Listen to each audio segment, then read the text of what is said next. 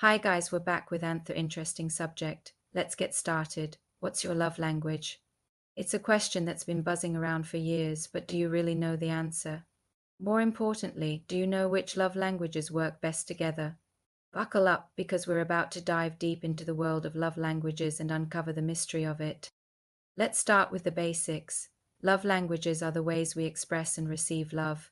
They're like secret codes that, when cracked, can transform your relationships. But here's the kicker: not all love languages are created equal, and some combinations can be downright explosive. First up, we've got words of affirmation. This is for all you sweet talkers out there. If your heart skips a beat when your partner tells you how amazing you are, this might be your love language. But what happens when you pair this with someone who's all about acts of service? It could be a match made in heaven or a recipe for disaster. Picture this: you're pouring your heart out, telling your partner how much they mean to you, and they respond by doing the dishes. Sounds like a sitcom plot, right? But for some couples, this mismatch for some just won't work. Now let's talk about physical touch. If you're always reaching for your partner's hand or craving that goodnight kiss, this might be your love language.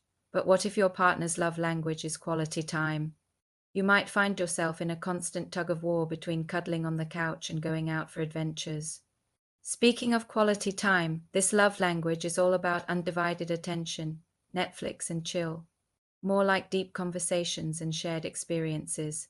But pair this with someone whose love language is receiving gifts, and you might find yourself in a sticky situation. While you're planning a weekend getaway, they're out buying you expensive presents. It's a classic case of good intentions gone wrong.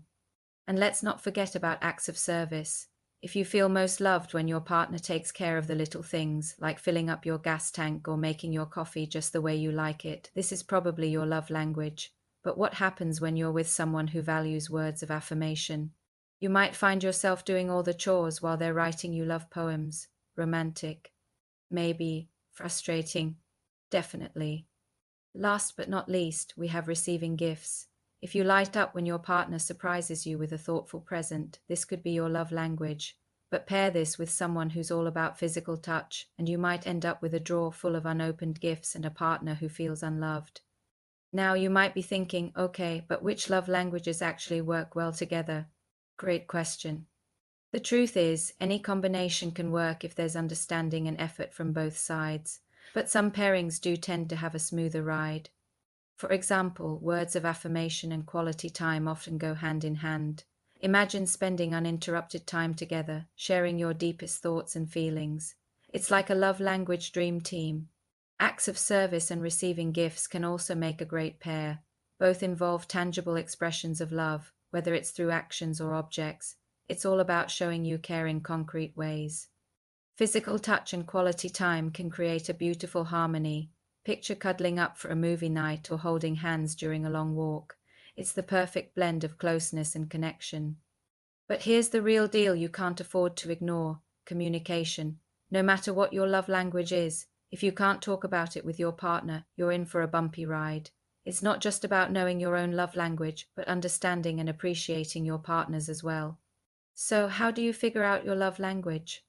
Pay attention to how you express love to others. Do you constantly compliment your partner? You might be a words of affirmation person, always planning surprise dates. Quality time could be your thing. Notice how you feel most appreciated. Does a heartfelt thank you make your day? Or do you melt when your partner gives you a back rub? Once you've cracked the code of your own love language, it's time to have that conversation with your partner. And trust me, it's a conversation worth having. Knowing each other's love languages can be a game changer in your relationship. But here's the catch: love languages aren't set in stone. They can change over time, and they might even be different in different relationships. That's why it's crucial to keep the lines of communication open and check in with each other regularly. The goal isn't to find someone with the exact same love language as you. It's about understanding and appreciating the differences. It's about learning to speak each other's language, even if it feels like you're fumbling through a foreign phrase book at first. So, what's the bottom line? The real no-no isn't mismatched love languages.